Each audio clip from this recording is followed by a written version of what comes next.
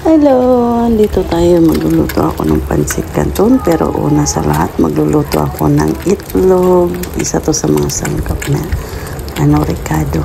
Gawin nating makulay ang ating pansit canton. Nagpaluto lang kasi yung amo kong lalaki. Yung amo kong babae may pagkain na siya kasi nagluto ko kanina ng tanghalian ng bihon.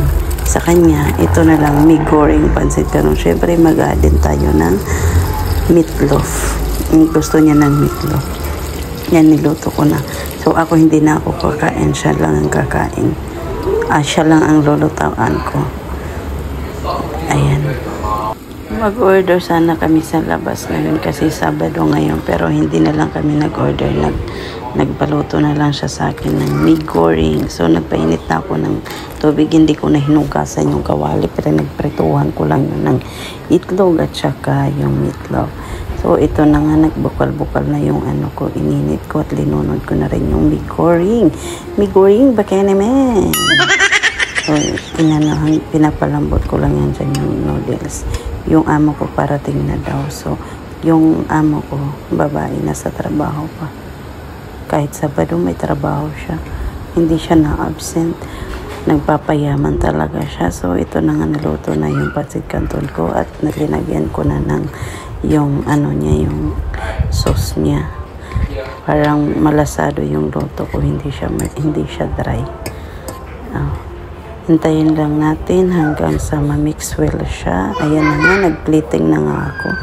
Kailangan naka-plating yung pansit canton. Ayan, iniwa-hiwa ko ng, hindi naman siya maliliit. Ini-slice ko lang yung meatloaf. Tapos linagay ko sa kilid-kilid para may korting agubot. Tapos yung itlog tinapin ko dyan sa ibabaw. So dapat dadalawin ko pero hindi maganda tingnan. Sa baba na lang siya. Ayan.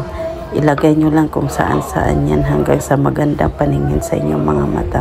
So may kamatis din ako dito. Ayan. Ilang piraso din itong mga kamatis na to.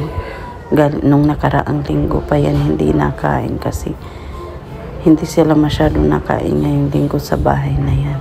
Kaya ayan. Pero maliit lang yan. Bigay lang din yan ng papa ng amo ko galing sa garden niya. Sariwa yan. So, ayan, tapos na yung aking plating pansit canton ala colorful. Ayan.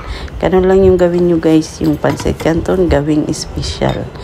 Special na buhay, charis. Ayan, happy na ang tummy sa akong among lalaki.